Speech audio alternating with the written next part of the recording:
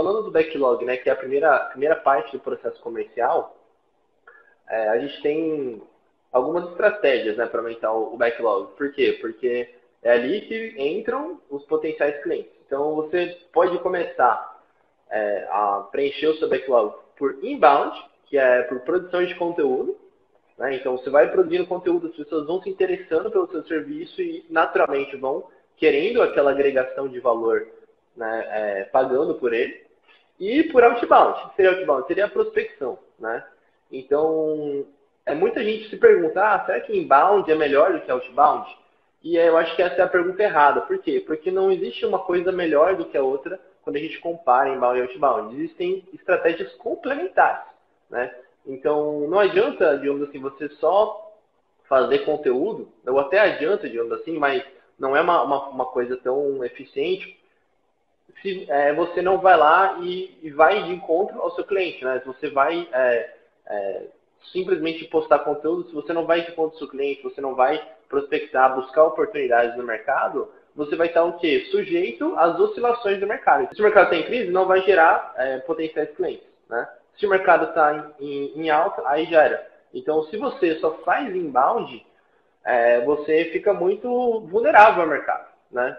Agora, se você prospecta e você, como que eu posso dizer, ganha eficiência nisso, você ganha bastante desempenho nisso, aí você não está mais sujeito aos problemas do mercado. Porque se você entende, por exemplo, que você precisa fazer 20 reuniões para conseguir 5 propostas, e você sabe que dessas 5 vai fechar uma, você sabe, bom, se eu preciso fechar uma proposta por mês, né, um projeto por mês, eu preciso fazer 20 reuniões. Né? E aí você vai gerenciando isso, como que eu posso dizer, progressivamente. Bom, se agora eu estou precisando fazer 15 reuniões, o que piorou? Né? Ou se agora eu estou fazendo 8 reuniões, né, o que melhorou? Você vai tendo esse conhecimento do seu desempenho comercial, porque você tem um bom processo de outbound. Né? Você tocou num assunto aí muito legal, porque, tipo assim, muitos profissionais não sabem esse parâmetro aí que você citou. Eles não Sim. têm nem noção de qual que é a média de quantidade de reuniões para quantidade de fechamentos, porque não tem nenhuma ferramenta para ajudar, né? Então, isso aí é muito interessante, essa métrica, esse parâmetro, só depois que você começa a controlar, né? Então, e quando você não tem um sistema, controlar isso manualmente é mais difícil, leva mais tempo, né? E acaba que não se torna um item, uma prioridade a ser feita, acaba não sendo feita. Então, as pessoas muitas vezes nem sabem quantos orçamentos deixaram de fechar, quantos orçamentos e reuniões tem que fazer para ter o resultado desejado, para atingir uma meta, né? Então, é muito interessante essa análise aí.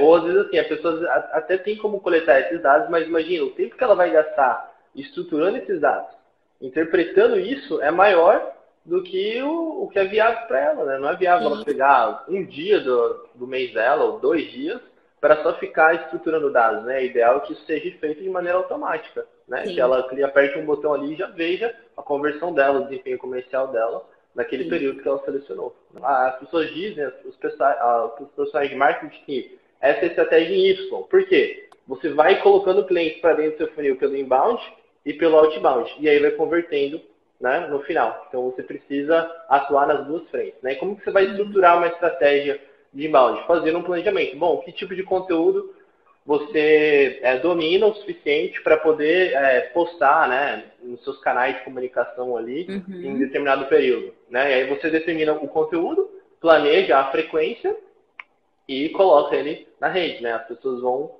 consumindo aquilo e vão se interessando, né? E aí você, claro, não só vai colocando conteúdo, mas analisa a qualidade disso também, né? Porque um conteúdo pode ser melhor do que o outro. Então é importante que isso seja analisado também. E a estratégia outbound? Bom, você define um mercado-alvo, né? Bom, esse tipo de empresa é o que eu quero prospectar. E uma estratégia de abordagem. Por quê? Você precisa abordar também de uma maneira padronizada. Para quê? Para você entender em que parte da sua abordagem ali você precisa melhorar ou que está funcionando bem. Né? Então, você define o mercado, define a abordagem e vai atrás e que mensura. Muito importante no outbound, a mensuração. Você tem uma boa gestão de dados para você ver o quanto efetivo está o seu outbound, o quanto efetivo está o ataque àquele mercado, a sua abordagem e o desempenho do seu processo comercial como um todo, né? Então, em alto nível, é basicamente essa maneira de você estruturar as duas estratégias, né? Se todas as solicitações ficam concentradas ali na gestão comercial, ali no backlog, né, que é o start do processo, é muito mais fácil, porque você olha ali, você vê em que situação que já está, né, que está, se você já fez a proposta, se a proposta já foi enviada, se já foi enviada e já está marcada uma reunião presencial ou online, fica muito mais fácil de você gerenciar isso tudo. É outra vida. Outra vida, né? Com certeza. É. E, então, assim, qual que seria ali a importância, então, depois que ele entrou, né? Dependendo do tipo de canal, de você conhecer o que é uma demanda orgânica e o que é uma demanda de prospecção ou indicação, né, Thaís? Você tem esses três tipos aí, né? Ou ela veio orgânica, ou ela veio por indicação, que de certa forma é orgânica também, mas é um tipo diferente de orgânico, né? Por quê? Porque a indicação é aquilo, você prestou serviço para alguém, né? Ou você postou um conteúdo ali que é interessante, o pessoal, olha, eu já vi um conteúdo bacana sobre isso me ajudou, gerou valor para mim, então eu me indico esse profissional, né? Ou por prospecção, né? É importante você conhecer isso também, né? Você ter uma É gestão muito plena importante. disso, né? É. A gente tem, né, no meu caso aqui, no final do ano, né, a gente fez um balanço, né, Agostinho? A gente conseguiu medir um pouco do desempenho, até pelo Instagram e pelo Pipefy, da origem dos nossos clientes, os clientes que realmente efetivaram a compra de um projeto, né, viraram realmente nossos clientes, porque direcionou todo o resto da estratégia do planejamento de 2020, né? No caso que eu tenho especialização em acústica e era uma das áreas que eu estava investindo, né, em geração de conteúdo, em criar conteúdo com constância, a gente conseguiu medir um crescimento na contratação desse tipo de serviço, o que ficou muito mais fácil de direcionar o conteúdo, geração de conteúdo, de post, para o próximo ano. Então, a importância de saber de onde que vem aqueles clientes, né?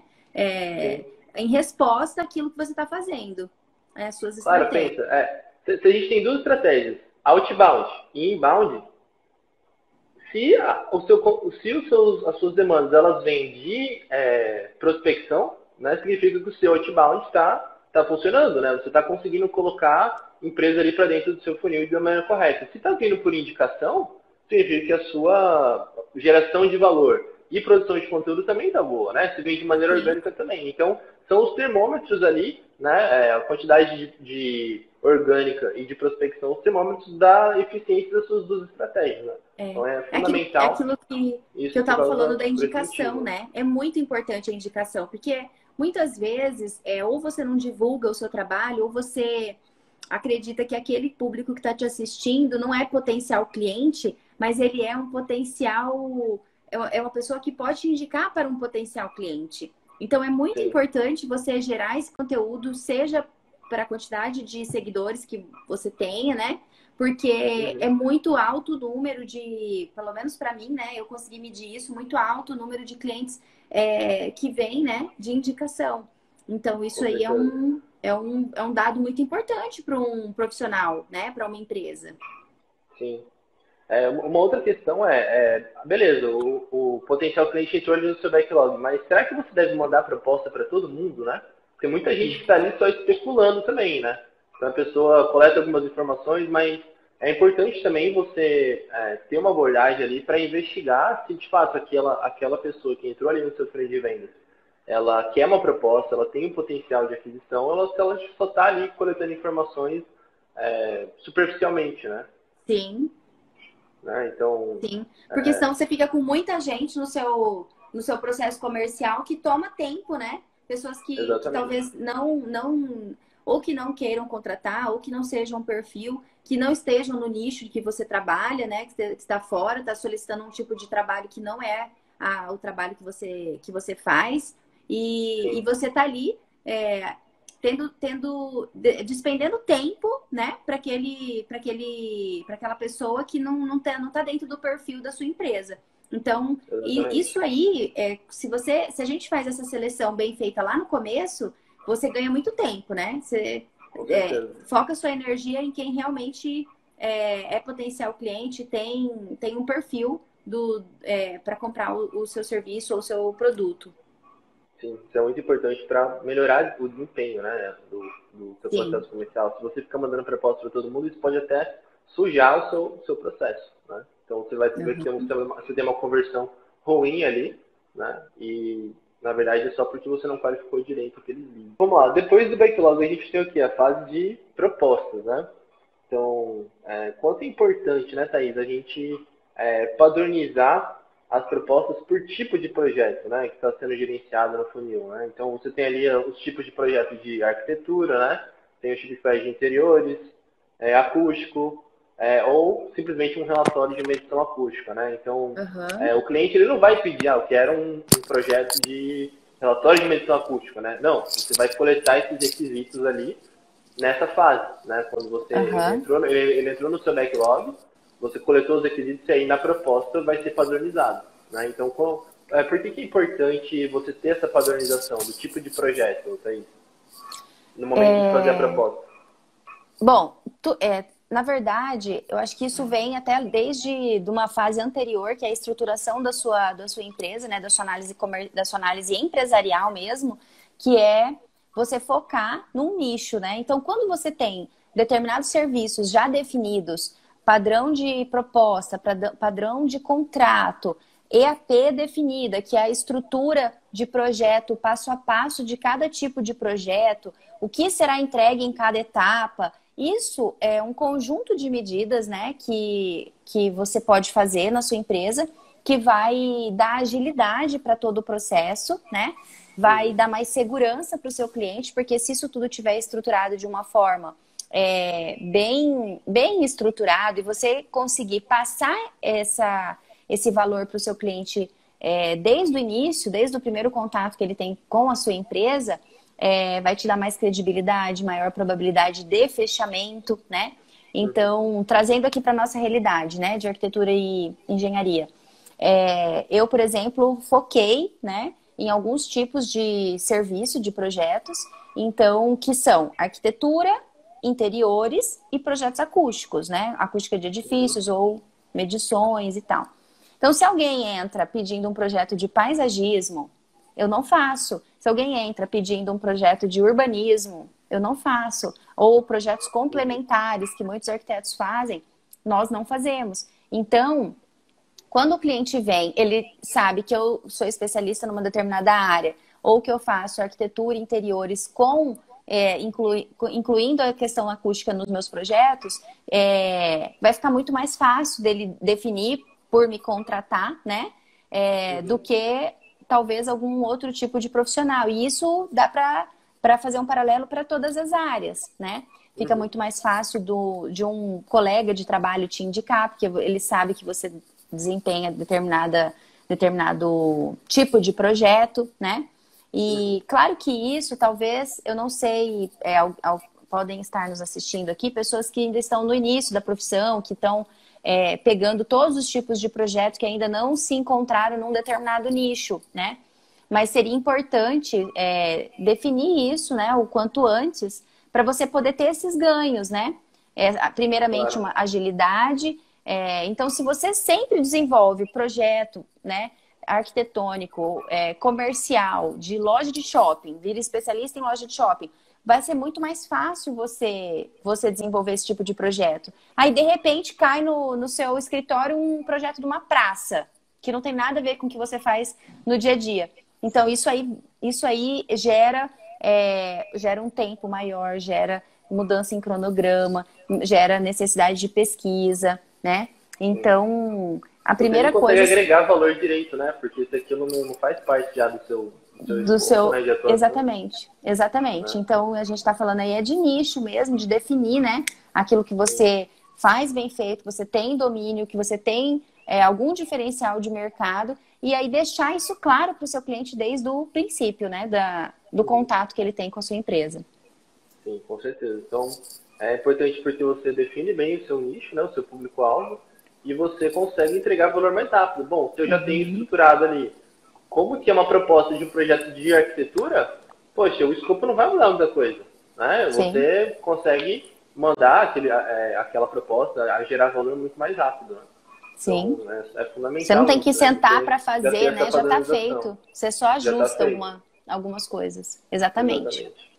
Eu gosto de tratar esse momento de propósito como um planejamento preliminar, porque de fato por mais que já está padronizado, você já está gerando valor para o seu cliente antes mesmo ele pagar para você, né? Porque você já Aham. passa para ele um planejamento do que vai precisar ser feito, né? Então, a abordagem de planejamento preliminar para cada tipo de projeto, ela é diferente, Thaís? Assim, você fazer um planejamento preliminar, né, que vai gerar uma proposta num projeto de arquitetura, é muito diferente no projeto de interiores, né, para um projeto de acústico. Tem como falar um pouquinho sobre isso? Tem, tem. Nós padronizamos todas as fases que cada um dos tipos de serviço, de projeto que nós fazemos possuem, né? Uhum. Então, a gente estruturou todas as fases do projeto de arquitetura, que começa do zero, do projeto de interiores, do projeto acústico, projeto mesmo acústico, ou de uma medição acústica. Uhum. Então, uma vez estruturada todo esse trajeto, todas as etapas, né? E também já definidas todas as tarefas que cada etapa contém, a gente Uhum. consegue explicar o que o cliente está comprando, né? Que serviço, que vai ser a entrega, quanto tempo vai Uhum. levar. Para eu produzir aquela entrega final, quantas tarefas eu tenho que cumprir até gerar aquela planta baixa, aquela imagem em 3D, aquele relatório acústico. Então, para cada tipo de serviço, é um processo diferente, né? São etapas diferentes, com tarefas diferentes e que muitas vezes precisam de tempo, né? Tem tempos dentro do cronograma do projeto, vão ter prazos diferentes. Então, isso é Sim. muito importante, porque a gente consegue explicar isso para o cliente, fica mais claro, né, para ele, porque muitas vezes o cliente ou nunca teve contato com o serviço de arquitetura, não sabe como é que isso se desenvolve, né, se desenrola. E aí, uma Uhum. vez que você tem isso organizado em etapas, em tarefas, em entregas, você gera também mais valor, porque você dá mais segurança para o cliente, né, do que ele está adquirindo ali naquele momento, né? Sim. Maravilha. Então, assim, às vezes até a estrutura em alto nível é igual, né? Você tem planejamento, né? Aí estudo preliminar, né? Conceito, desenvolvimento, Conceito, desenvolvimento, a fase de mas, encerramento. mas dentro é diferente, né? O que vem embaixo de cada uma dessas entregas do projeto é diferente, tem prazos diferentes, né? A gente Sim, pode até depois, quando a gente for falar de gestão de projetos, aprofundar um pouco mais nessas especificidades, né? sim, Nas características de escopo de cada projeto. de cada projeto. E que isso também não existe uma receita certa, uma receita de bolo, né, Agostinho? Porque assim, Sim, eu desenvolvi uma estrutura de desenvolvimento de projeto da forma que eu trabalho. Mas sim. cada um pode desenvolver uma estrutura de projeto e dar nome às etapas da forma que preferir, né? Uhum. De cada forma de trabalho de cada profissional. Então, isso é muito Claro. interessante também. Os profissionais às vezes até devem fazer isso, né? Eles devem entender, poxa, o que está funcionando para o meu tipo de projeto, né? Para E minha aí, equipe, beleza, para minha para minha estrutura, equipe. é. É. Então, se ele define isso aí, ele aposta que dá certo, né? Aham. Mas isso, novamente, é um gancho bacana aí para próximos conteúdos, né? A importância, né, Thaís, da gente ter na fase de proposta um processo comercial que coleta bem os requisitos logo no começo, né?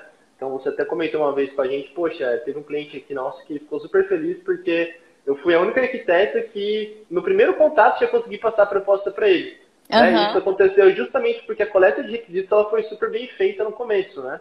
Então você já Sim. gerou valor rápido, né? Antes dele pagar pelo seu serviço, aquilo conta muito bem, né? Conta muito positivamente para você. Né? Eu acho que dá para falar desse caso, porque foi assim, foi um cliente que veio, acredito que por indicação, ele fez um contato pelo WhatsApp, que ele queria uma proposta para uma casa, né? E eu mandei Uhum, o formulário para ele preencher. uhum, E primeira coisa, né? Nesse formulário ele preenche os dados pessoais, os contatos, e-mail, telefone. Ele fala sobre qual tipo de projeto ele quer. Tem um campo que ele uhum. pode mandar até foto ou descrever com mais detalhes o que ele está precisando, Sim. né? E como que ele quer ser contactado, né? Daí para frente. Então aí você já tem um start muito bom, né? Na frente de muitos outros profissionais. Quando esse cliente mandou isso, e já é tudo automatizado, vem no meu celular, vem no meu e-mail, eu já respondi, né, essa primeira solicitação dele, eu já vi o que era e eu mandei um segundo formulário de entrevista para ele, que no caso, eu acredito que era, acho que era de uma casa esse cliente. Então ele já explicou que era uma casa térrea, as características que essa casa teria, a metragem quadrada do terreno, já me deu muitas outras informações nesse formulário de entrevista, né? Então, quando ele veio para a reunião no escritório, eu já estava com a proposta pronta, né? E ele me falou, Thaís, você é a terceira arquiteta que eu venho visitar e é a única que me apresentou uma proposta. Então, eu fiquei muito feliz, porque realmente isso aí é um diferencial, né? Muitas vezes, até o processo de contratação se torna demorado, cansativo, se o cliente tem um contato telefônico, tem um contato presencial, daí não apresenta proposta, daí ou tem que se despender para uma segunda reunião presencial, ou um envio de proposta por e-mail. Então, isso tudo, né, diminui sua chance de fechamento. E enquanto que nesse sistema, você aumenta a sua chance de fechamento, né? E tem vários fatores críticos para isso. O primeiro é um formulário bem feito o suficiente para que você consiga coletar os requisitos, né, fazendo as perguntas certas ali para o cliente e intuitivamente colocando as informações. E o segundo fator crítico é porque o seu processo é tão bem gerenciado, você tem um controle tão grande do tempo que o lead fica em cada fase, né, que você já automaticamente vai se esforçar para atender aquilo rápido, né? Assim, porque você está vendo quanto tempo que ele está ali. Tá ali na sua cara, né? Bom, ele entrou aqui tal dia, bom, e ele pediu, né? A gente até coloca no formulário, né? Poxa, quando você quer o contato? Então, pô, se o cara pediu o contato amanhã, 10 horas da manhã, por telefone você vai ligar para ele 10 horas da manhã, né? Exatamente. Então, se ele falou, não, pode entrar em contato comigo daqui 2 dias, beleza? Né? Mas você tem isso na mão, né? Então, você consegue gerenciar rápido, coletando bem os requisitos e outra, somado ao que a gente falou anteriormente, você já tem padronizado, né, o escopo por tipo de projeto e você coletou bem isso, já está fácil, está na mão, né? Então são basicamente esses 3 fatores críticos aí para fazer essa entrega de valor rápida, né, e com qualidade. Uma outra coisa também é as lições aprendidas de outros projetos, né? Quando você gerencia bem ali o seu processo de gestão de projetos, quando aquele projeto encerra, você vê, bom, será que o que eu planejei lá no começo deu certo? Né? Você registra as lições aprendidas, isso melhora o seu processo, inclusive comercial, porque você faz uma proposta melhor, porque você já sabe o que deu certo. O que está dando mais certo. Projeto quando você encerrou, né? Então tem isso também. E uma outra coisa aqui, Thaís, é a importância de você registrar também o valor do orçamento, né, na página de proposta, para você saber quanto de dinheiro você perdeu, né? Sim, e também depois lá na frente você poder comparar com, bom, eu orcei isso aqui e fechei isso, né? Você compara essas diferenças e você sabe também quanto de dinheiro você perdeu, que também você perdeu e a quantidade de dinheiro em processo, né? Imagina, você tem um painel que você abre lá, bom, eu tenho 100 mil reais em processo. Se eu conseguir fechar tudo isso, eu ganho 100 mil reais. Né? Isso gera um impacto grande, né? Gera uma motivação, gera um entendimento melhor do que está acontecendo na sua empresa. Porque quando você faz uma proposta, deixa ela aqui, salva no seu computador. O cliente não fechou e você nunca mais olha para aquilo ali, você não controla, né? Que eu volto a chamar atenção para esse verbo, para essa palavra, que é controle, né? O sistema, ele te dá um controle muito mais alto, né? Do que um controle manual, do que você fazer uma proposta ou quantas propostas você fez no mês, quantas você fechou, qual que é o seu percentual de fechamento no ano, né? Daquelas que você fechou, né? Por tipo de projeto, daquelas que você fechou, quanto de queda do valor inicial teve, o cliente fechou com desconto, o cliente fechou com menos quantidade de serviços do que foram orçados, ele contratou por etapas. Então, é muito mais fácil, né, de você fazer essas métricas aí e traçar novas estratégias, né, a partir dessas lições aprendidas. Com certeza. Olha, a Camila Dark falou que legal, eu tinha pensado como o formulário otimiza o atendimento, né?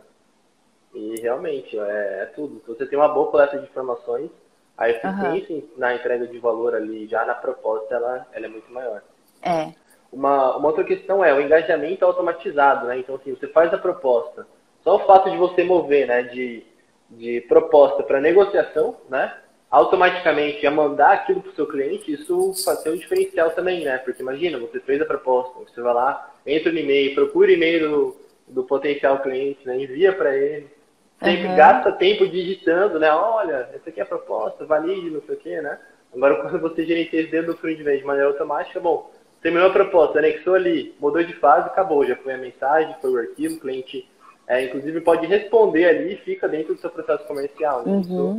Além de gerar mais credibilidade, esse engajamento automatizado, né? Tem isso também, né? Você gera mais credibilidade, porque você mostra que você tem um processo bem gerenciado, você tem uma comunicação automática, né? Não é uma coisa super manual, né? Questão de negociação. Então, durante a negociação, né, os canais de comunicação mudam, né? Então, poxa, você começou lá a falar com o seu potencial cliente por e-mail. Só que aí você vai continuar necessariamente negociando por e-mail, ou é melhor uma reunião presencial, uma reunião remota, ou ligar para ele, né? Como que a gente otimiza esses canais de comunicação durante a negociação? Será que como que eu posso dizer, viável negociar por e-mail? Né? Ou é muito melhor você ligar para passar informações? O que você acha aí, Thaís? Não, eu acho que primeiro seria o ideal, seria presencial, né? Que a gente acha que culturalmente essa questão da venda. Mas com toda essa mudança de comportamento, né?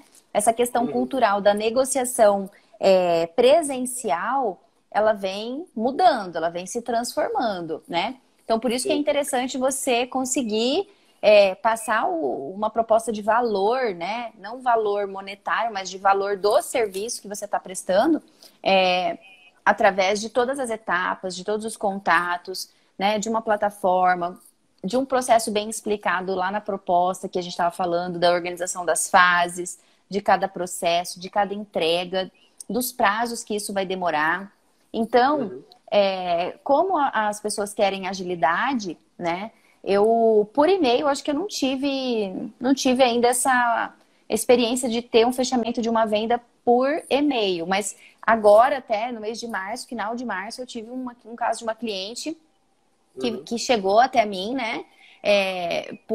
Pelas mídias sociais. Primeira coisa que eu fiz foi mandar o formulário. A gente fez todas as conversas pelo WhatsApp com a gestão da plataforma, né? Ela recebeu pela plataforma, daí ela vinha, conversava, tirava dúvida, e ela deu ok na proposta, né? Conversando pelo WhatsApp, pelo telefone, né? Então, assim, é um conjunto de contatos, porque em alguns momentos a pessoa quer privacidade, ela não quer nem falar o telefone.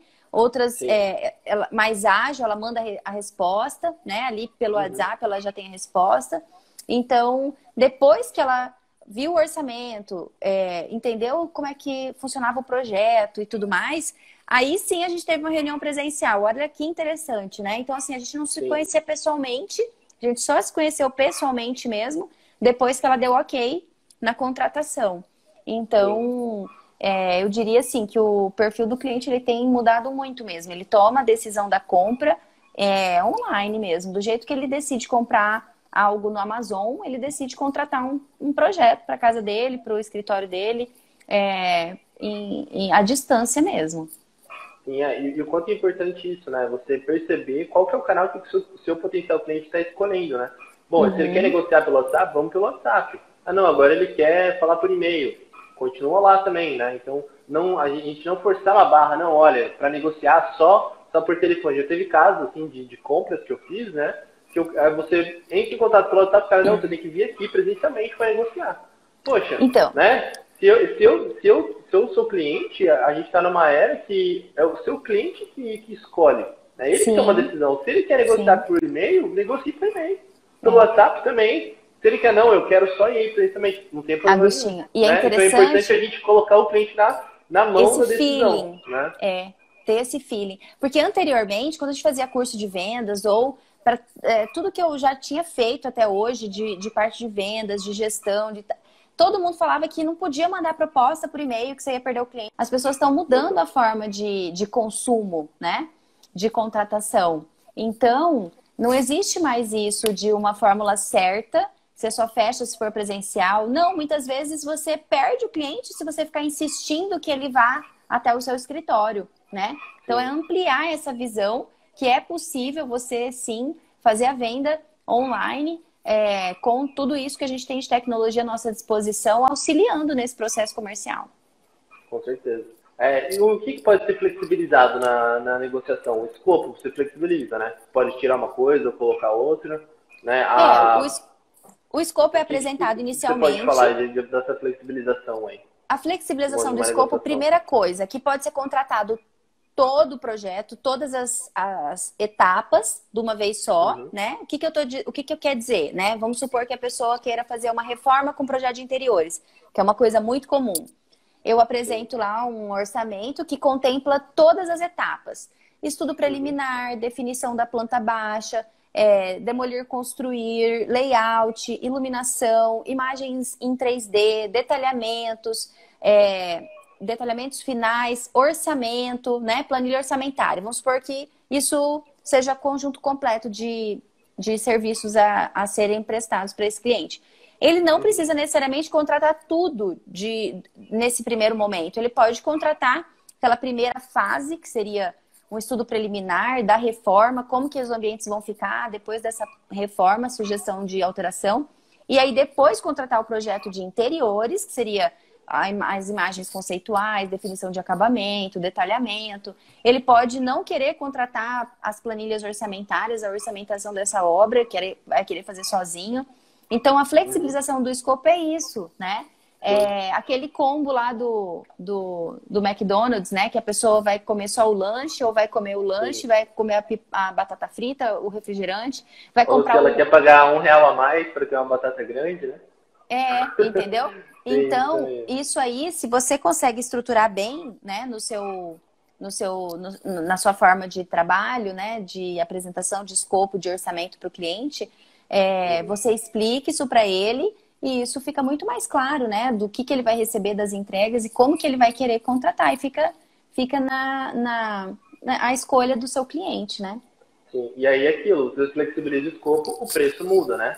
E quanto é importante você ter também uma boa gestão da margem por projeto, né? Porque como que você vai negociar preço se você não sabe a sua margem, né? Então, se você sabe a margem por projeto, quanto que você está ganhando por tipo de projeto, você vai ter segurança. Bom, aqui eu posso diminuir até tal nível que não vai ter problema, não vou me comprometer financeiramente, né?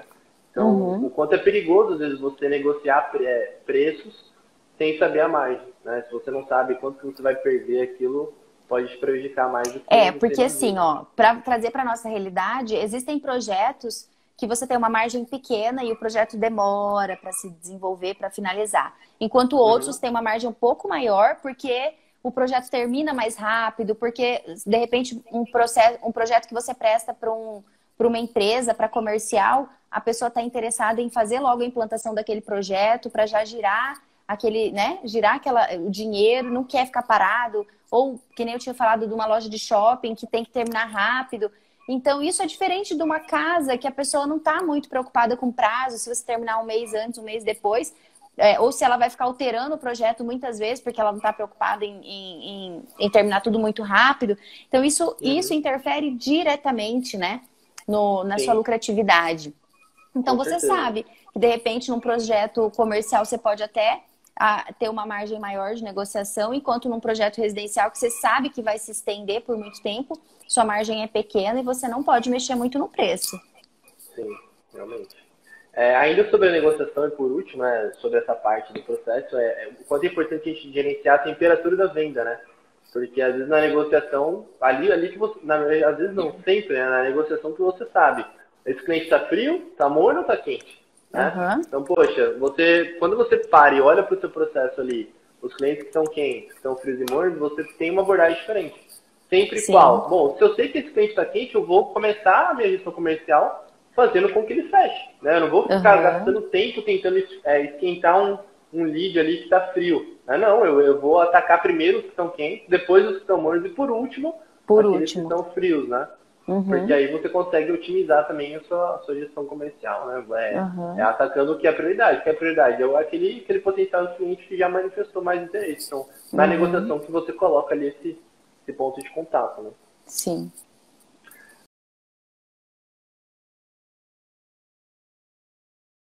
Agora passando para a parte de contratações, né? Beleza, negociou, quero contratar, né? Então, quais os modelos de contrato que a gente pode usar, né, Thaís? Aqui eu listei três, aí me diga se você concorda. Você tem ou preço fixo por projeto, que é, olha, esse projeto aqui vai ser tanto. Ou você tem preço fixo por escopo, que é por parte do escopo do projeto, ou você tem preço por hora, né? Então você tem esses três tipos de contrato aí, não é? Assim, já há mais de ano, né? Há anos a gente já não trabalha com preço por metro quadrado. Muita gente aí pode estar se perguntando isso, né? Se é preço por metro quadrado, a gente não trabalha com isso porque a gente já conseguiu estabelecer um valor por serviço. Então, por ambiente, né? Ou por trabalho, se não é por ambiente, por desenvolvimento de um projeto de uma casa, por exemplo, de uma fachada, por exemplo, ou, no caso, Sim. por preço por hora, que seria de uma consultoria presencial ou Então online. vocês, no ramo de arquitetura, vocês também praticam isso, é o preço por metro quadrado.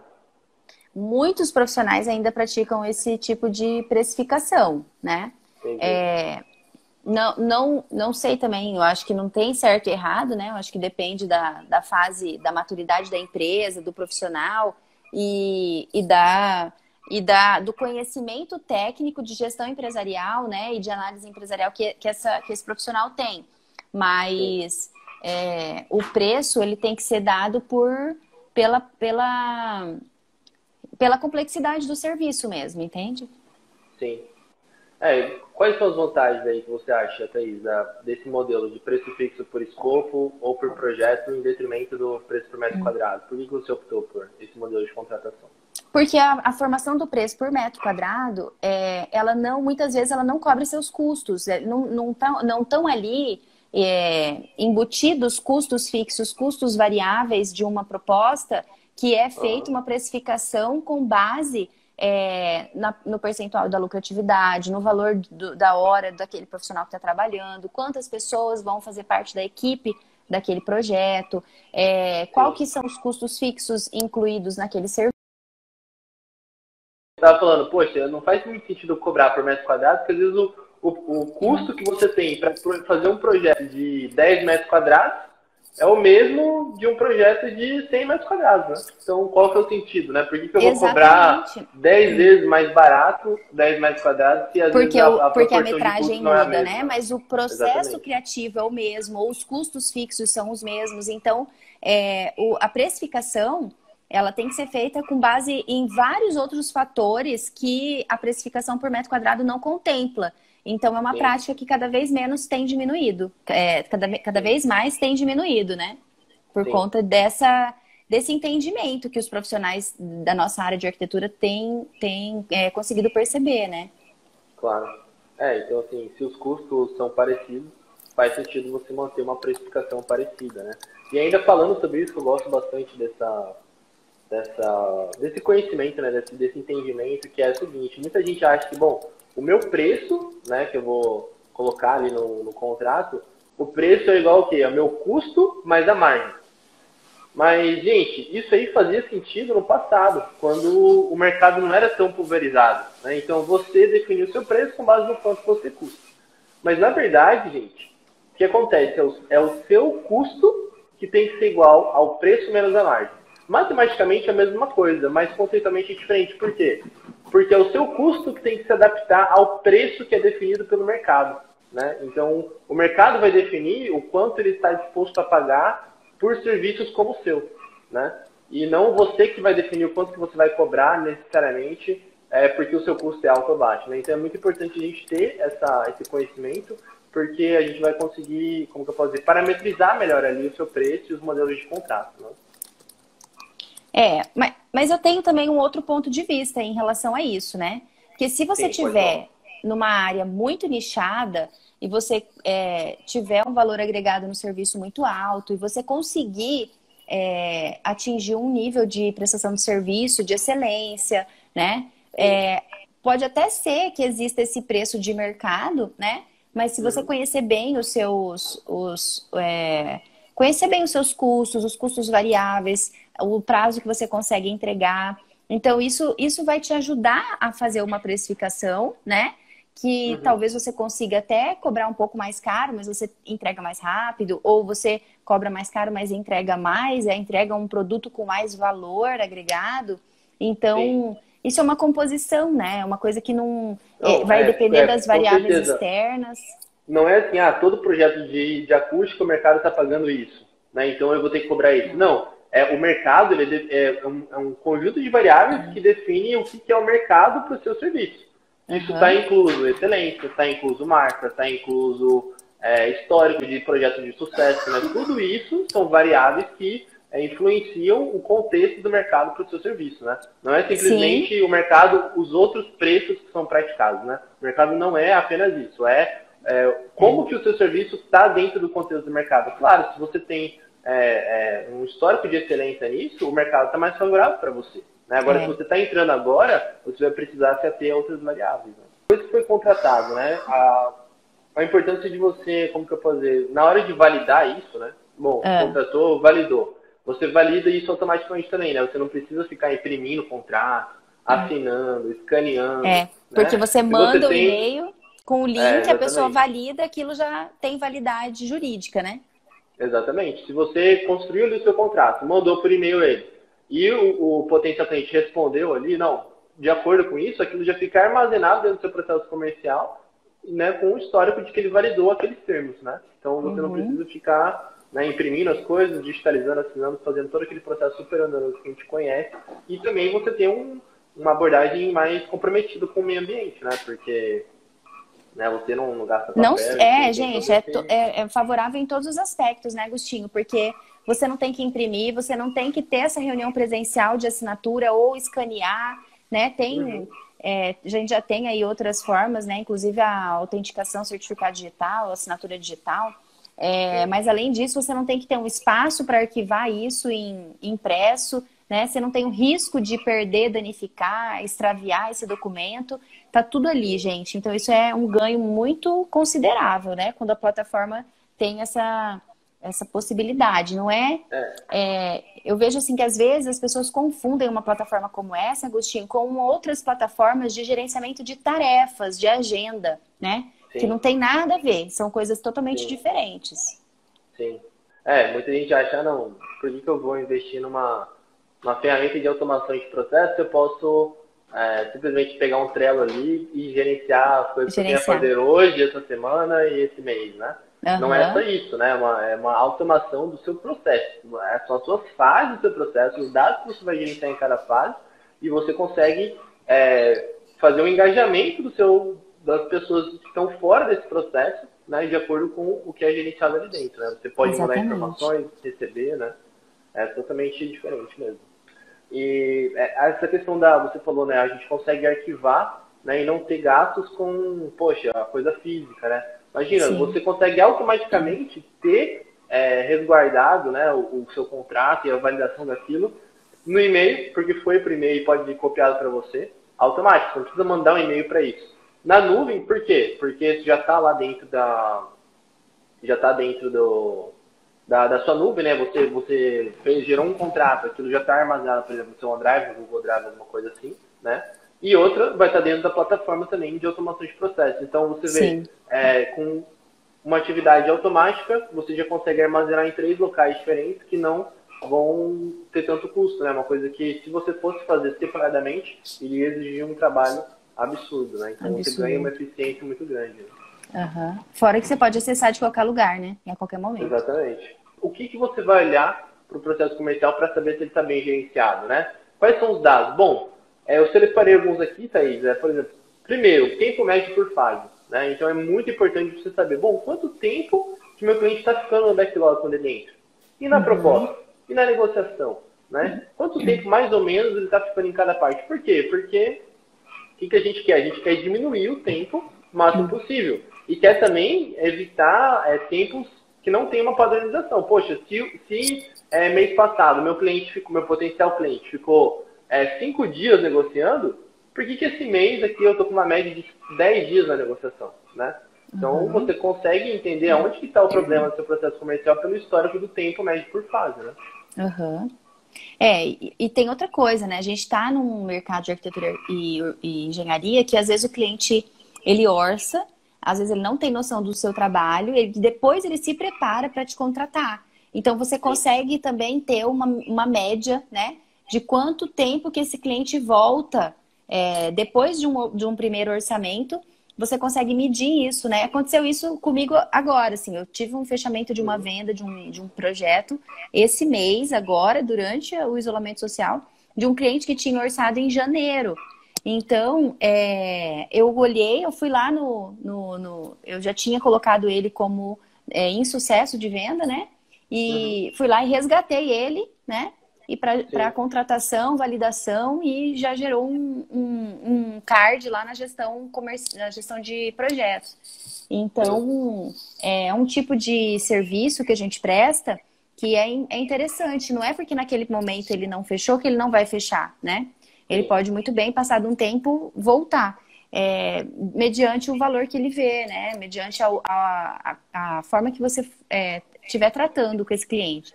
Então, e é bacana isso que aquilo, você não perdeu nada, né, do registro, né, do que foi feito. Foi muito legal. Tudo lá, até essa negociação provavelmente foi mais eficiente por causa desse processo. Eu voltei lá no card, o card estava com o anexo do orçamento, o valor do orçamento, a data que foi enviada, o comentário que o cliente tinha feito, por que ele não tinha fechado. E aí foi muito legal, né? Porque aí a gente startou uma segunda etapa de um projeto acústico. E eu estava com tudo registrado na plataforma. Foi muito legal, foi muito interessante. Então você veja, você não perde a rastreabilidade dos dados sobre o desempenho daquele card passando por ali, né? E consegue aproveitar aquelas informações. Né? Exatamente. Diferente se você, não, beleza, mas eu fiz um contrato, deixei armazenado na nuvem, eu tenho tudo lá no contrato que foi negado. Sim, mas e o histórico do desempenho daquele card dentro do seu processo comercial? Por exemplo, quanto tempo que ele ficou em cada fase? O que aconteceu, né? Quais foram as observações, comentários sobre aquela negociação, né? Você não perde nada disso, né? Então, uma outra coisa também é aquilo. Se você tem o tempo médio por fase, você tem o tempo do ciclo de vendas, né? Então, quanto tempo demora para um cliente fechar desde o momento que ele entrou até o momento que ele ou foi para sucesso ou insucesso de venda, né? Então, você gerenciar também o tempo desse ciclo de venda é muito importante, né? Porque, poxa, você quer cada vez que reduzir esse ciclo de vendas ou manter ele. Bom, se eu sei que o meu ciclo de vendas mínimo é 10 dias, vamos trabalhar para conseguir um resultado em 10 dias. O mais rápido possível. Exatamente, né? Então, você ter a gestão plena do tempo do ciclo de vendas é fundamental, né? Uma outra coisa é a questão de ganhos e perdas, né? Então, bom, quanto que eu estou ganhando e quanto que eu estou perdendo financeiramente, né? Em quantidade, por tipo de projeto, né? Muito importante a gente analisar isso também para procurar uma otimização, né? E a conversão, né? Então é aquela questão, bom, qual que é o meu percentual que é um dado muito... que tá todo mundo de olho, né? Qual que é a taxa de conversão? Exatamente. Então, poxa, será que as empresas sabem qual é a taxa de conversão? Que é quantos nãos ela precisa ganhar para ganhar um sim?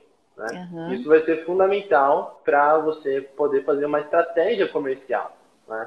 Que é aquilo, quais dados eu preciso alcançar em nível de esforço para conseguir um resultado que eu preciso. Porque aquilo, falando de gestão comercial, você não consegue gerenciar diretamente o resultado. Não tem como você falar assim, minha meta até tem, mas eu preciso de outras coisas antes. Minha meta é vender 10 projetos esse mês. Tá bom, para você vender 10 projetos, quais indicadores de esforço, coisas anteriores precisam acontecer para você concretizar aquilo, né? Então, você ter a gestão dos dados de esforço, né, dos que a gente chama de indicadores de verificação, é fundamental para você entender quais tipos de resultado você vai ter. Né? E em tempos de marketing digital também, né? Isso é muito importante para você traçar a estratégia, porque cada vez mais cresce o número de leads que vem de alguma ação de marketing, né? Ou de Facebook, ou de Instagram, enfim, ou de indicações que vêm por lá. Então, isso aí fica muito fácil de você medir e traçar a estratégia, né?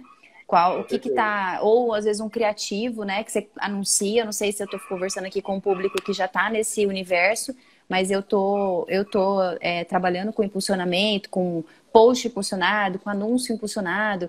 E diariamente a gente tem entrada de lead que vem dessas ações, né? Então, isso daí é muito importante. Com certeza. Fundamental, né? Você ter a visão da onde vem, né? Da onde vem o seu lead. Da onde que vem o seu lead? O que você está fazendo que você está acertando que as pessoas querem te contratar, querem o seu serviço. Ou às vezes ele vem também, se ele está vindo de uma maneira boa ou ruim, né? Será que ele está qualificado ou não? Às vezes eu preciso configurar alguma coisa na minha campanha ali, isso, né, já para aconteceu. alcançar, Sim, isso já aconteceu. Correto, né? Exatamente. Uma outra coisa também, Thaís, acho que é a gestão das atividades comerciais, né? Que é justamente aquele nível de esforço, né? Então, poxa, quantos contatos bem-sucedidos, quantos contatos mal-sucedidos, quantos envios de proposta, negociação eu estou fazendo, né? Você ter a gestão dessas atividades é fundamental para a gente entender o volume de atividades que eu preciso ter para ter as conversões, né? E aí depois a conversão por atividade, né? Quantos contatos bem-sucedidos eu preciso fazer para conseguir um mal-sucedido, ou para conseguir uma qualificação. Porque o que é qualificação? É você entender se aquele lead de fato é qualificado, né? Ele tem um potencial de compra que vale o seu investimento. Vale a pena. Então você precisa fazer um volume de contatos ali com ele. E aí, quantas qualificações você precisa fazer para conseguir uma proposta, né? E quantas propostas você precisa enviar para de fato começar uma negociação? Porque às vezes você enviou a proposta e não começou uma negociação. Sim. Né? Se você não qualificou bem o seu lead, você vai ficar gastando tempo enviando a proposta para gente ou empresa que não necessariamente está interessada no seu produto, né? E aí, quantas negociações você precisa começar para ter um fechamento, né? Então, você ter a visão dessa árvore de indicadores, né?